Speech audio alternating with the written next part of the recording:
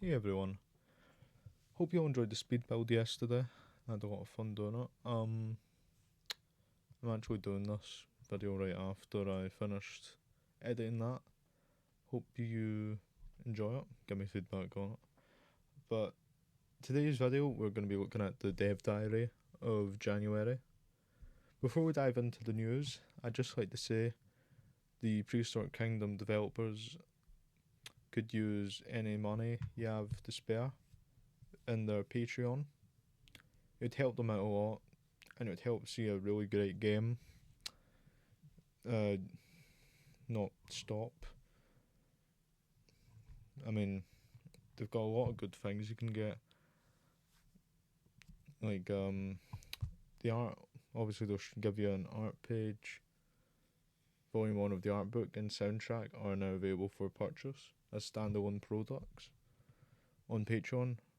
So go ahead, get those if you want to.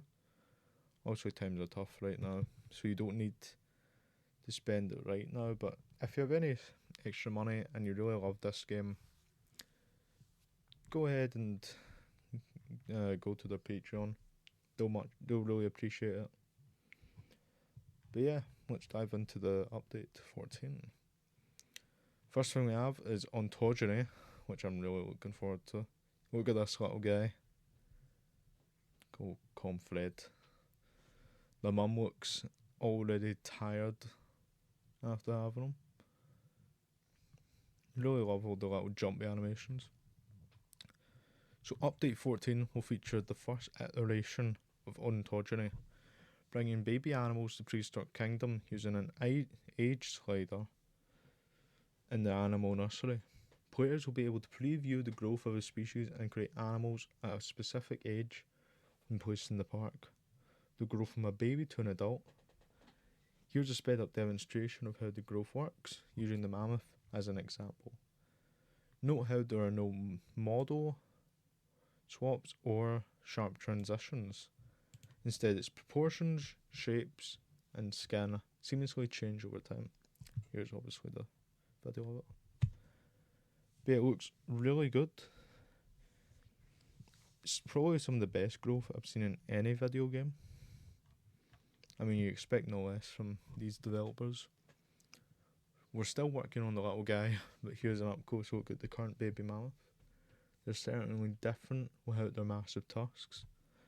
To make babies extra cute, they'll have their own locomotion to make them bouncier and more wobbly than adults. It definitely makes the T-Rex much less intimidating. Here's the little guy going around.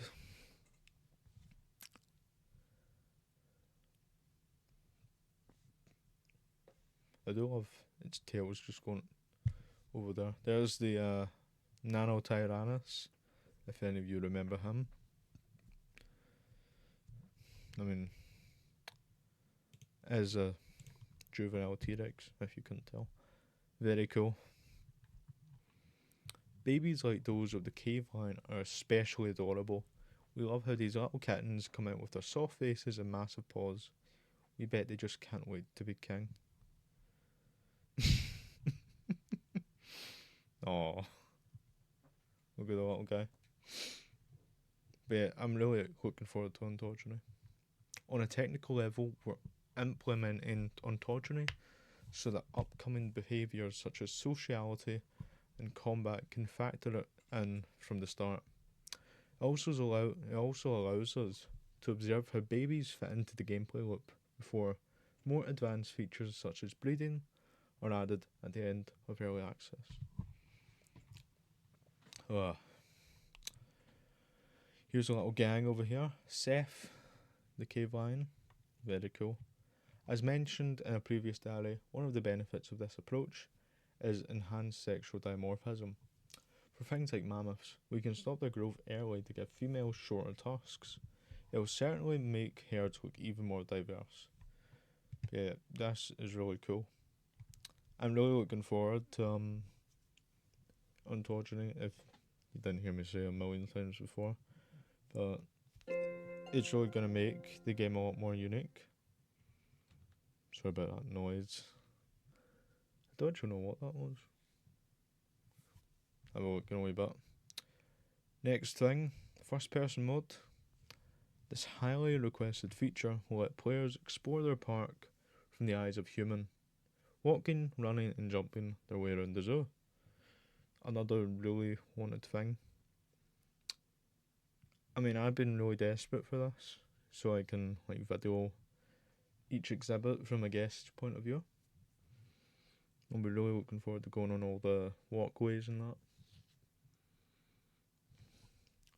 We'd really like for players to be able to interact with attractions such as binoculars, and in a later update, incorporate basic managerial.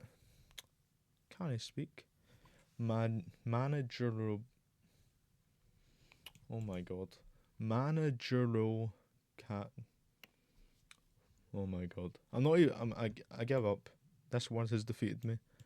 Tasks such as refilling feeders or cleaning dung in exchange for an upfront cost.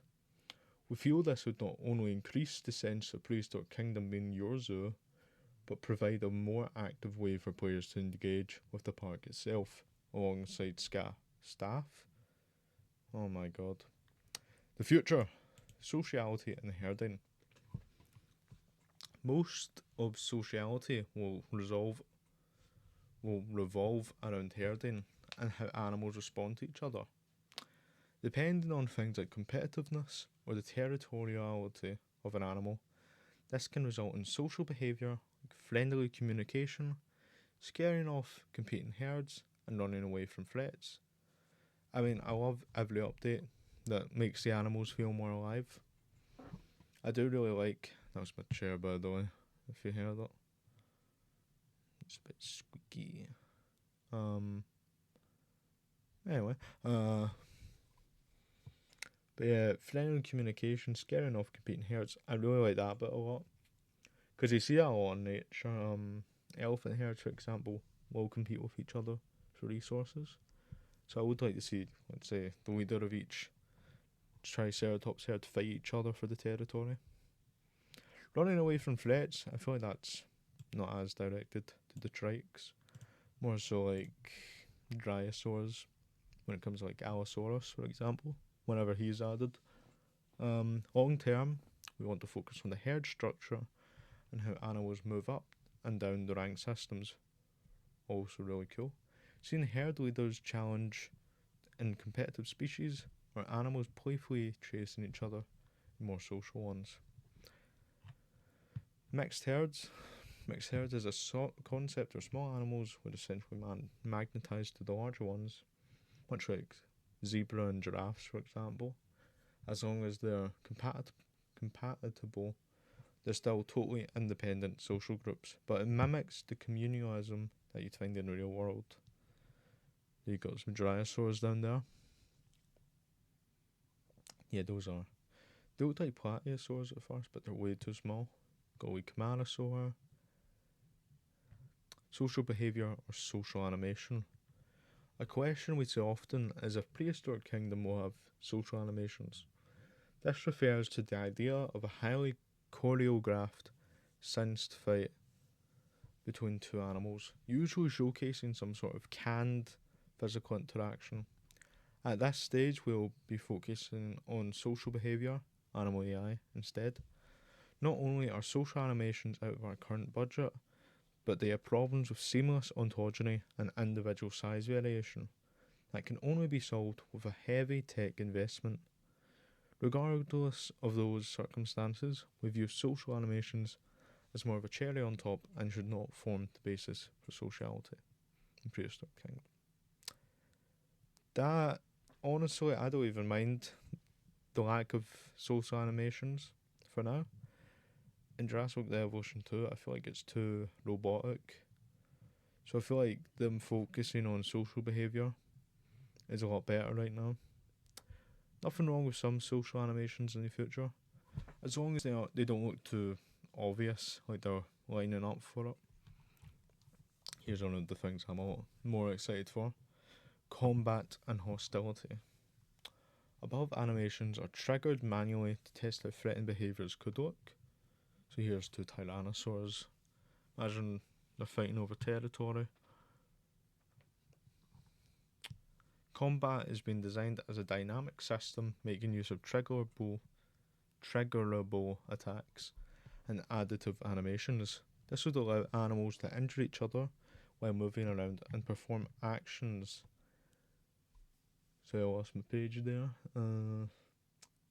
Each other while moving around and perform actions such as biting or horn stabs. Horn stabs sound very fatal to me. Biting, yeah. It's important for us to prioritise not only the scalability of aggressiveness interactions across species, but to consider the size of our team too, which is very fair. Going dynamic means we can build something that's variable and potentially more reactive for a lower cost. Rather than something built around hundreds of cinematics, but ultimately oh my god. Sorry folks. Predetermined animations. With that in mind, here are some mock-up images using our current library of prototype animations. They depict an incoming attack, bite and hit reaction. Now, this all sounds great to me. It reminds me a lot of JPOG, which is Jurassic Park Operation Genesis. We will cover that eventually on the channel. Don't you worry about it. I'm really excited to start that. Just got a lot on my plate right now in terms of what I'd like to cover before that. But yeah, this really reminds me of JPOG a lot. Well, get some of the images. I love the sheer bulk on the one on the left. The one on the right looks like it has a different model. That's really just down to posture, I'm pretty sure. Like that one has a huge neck compared to that one at the moment. I like that. One thing I would like from this as well, if any of the devs see this, is if, let's say, the T-Rex bites on a certain bit of its face, I would like to see some scratch marks from the bite, because obviously there's a lot of fossil records of face biting in T-Rex. So it'd be nice with detail. And also, it's really just cool no matter what, because you can tell each individual, let's say, from the scars they have. I don't expect limbs being ripped off and the animal surviving. I wouldn't really want them to focus on that much detail instead of having a well-rounded game. Overall, it's really cool. Below is a short animation test demonstrating how a threatened pose could be combined with locomotion and various attacks to create the appearance of an angry animal. Keep in mind that combat is in such early pre-production that we're not worrying about polish or making it overly sophisticated yet. We just need animations to test with. Here's our threatened pose.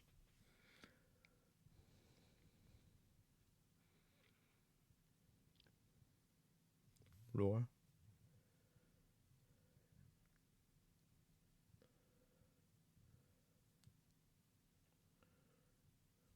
There's a lunge. It's very cool. Obviously, these are just test animations, and already they're really cool. Obviously, the only downside I feel of this is the legs are really drawing me away from the rest. That's the only complaint of these. And they're actually just prototype animation tests, and that's the only thing I'm finding difficult to really deal with. I really love how each of the feet are just going like upwards, like each toe into like a big claw.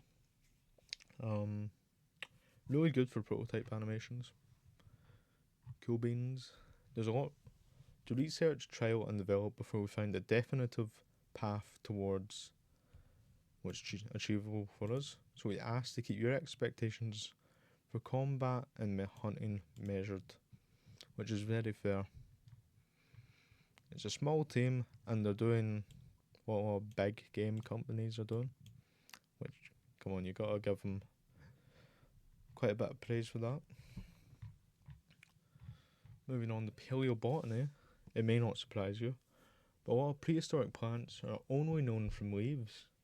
We've been working with Tom Parker, Scientific Illustrator, author worked on Saurian, which is another game, to ensure that our interpretations are scientifically plausible. For many species, Prehistoric Kingdom will be the first time some of these plants have been recreated in 3D. Very cool. All 8 in-game biomes will offer paleobotany. For the majority of species, will be going towards scrubland, tropical, wetland and coastal. Paleobotany is currently planned to feature around 30 extinct species of foliage when it's finished, including fan favourites such as monkey puzzle, zamites and ginkgos. Those are still alive today, I'm pretty sure. So are monkey puzzle trees?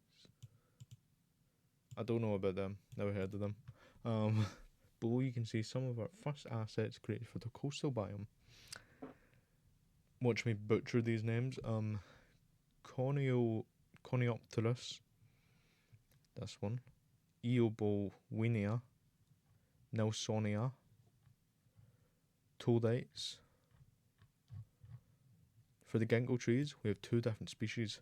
One from the Jurassic, Ginkgo yamansis, and one from the Cretaceous, Ginkgo adiantoides. It's incredible to think that ginkgos date all the way back to the Carboniferous, before the dinosaurs. It's very cool. We decided to give them unique growth habits to better align them to the coastal and temperate biomes, with the added benefit of increasing their visual diversity. So here's each of them, very cool. In terms of gameplay, we plan to create unique dig sites specifically for paleobotany. They'd be scattered across the world, much like our animals are, placing compatible paleobotany within a habitat. Would not only provide enrichment for the animals, but increase their animal points rating too. We will continue to show more plants coming with paleobotany as the year progresses. Looks very cool. Put a wee dinosaur in there. Next is terrariums. Very cool. Terrariums are an upcoming set of modules that will replace many exhibits, acting as a rebrand of sorts. Like before, these facilities will house simplified versions of animals that would be otherwise difficult to encode in regular habitats, typically due to their size, unique locomotions, or ontogeny requirements. These are Archaeopteryx. Our goal with terrariums is to better integrate them into regular gameplay, expand their customization options, and revisit their pipeline so it's easier to set up new species. Here's the 3 types: terrestrial, arboreal, and amphibious. Each of these configurations will have a small 4x8 and a large 8x12 version to replace current mini aviaries. The small version will be especially great for custom reptile houses or adding little installations throughout the zoo. Here's some concepts of them. Some mini Coelophysis. Players will need to set terrariums to use the right substrate, climate setting, and provide enrichment in order to satisfy their animals. But beyond these options, we're planning to keep the inside sparse so that players can go crazy adding their own foliage and create dedicated terrarium prefabs. There will also be null styling for future flexibility, allowing players to visually combine multiple terrariums or to sink them into the ground. In terms of management, keepers will need to supply terrariums with food and clean them in order to keep your animals happy and healthy. When disease is added, terrariums would also get sick too. Here's some of our terrarium animals going. Archaeopteryx and Microraptor will be joined by Compy, Tiktaalik and Yichi, with more being revealed later in the year. Since these critters have been rebranded to terrarium animals, it certainly opens the door for some larger species. Here's our concept art. Compy looks awesome. Tiktaalik, I've seen paleo art with this colour all the time, it's really cool. Here's a wee size comparison, by the way. A Nietzsche, which is basically a wyvern, but a dinosaur. Really cool.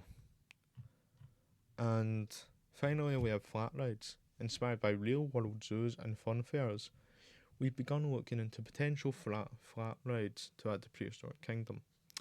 These researchable modules would add a significant amount of attraction points to the park rating, giving guests something to do when they're not watching animals behind fences. In particular, we've been considering a Ferris wheel, theatre, and a hot air balloon that float straight up to give guests a good view of the park. And also, here they say, if you have any suggestions, we'd love to hear them. So this is community spotlights. Very cool. Again, if you have any spare money, go support their Patreon. But completely understand if you don't. These are really cool. That one just looks like real life. But yeah. Lots of exciting things to look forward to. I am most excited for probably the flat rides and all the animal AI they're adding. It's looking like a really good year for Prehistoric Kingdom. Ontogeny and first person mode are coming next month, folks. So I hope we all are looking forward to that. No, not next month, sorry. Sorry about that. Ontogeny and first person mode are coming in update 14, which should hopefully be out in the first half of this year. Just let them take their time. Other than that, folks, that'll be us for today. Hope you all liked this deep dive into the Dev Diary. And other than that, hope to see you all next time. Bye bye.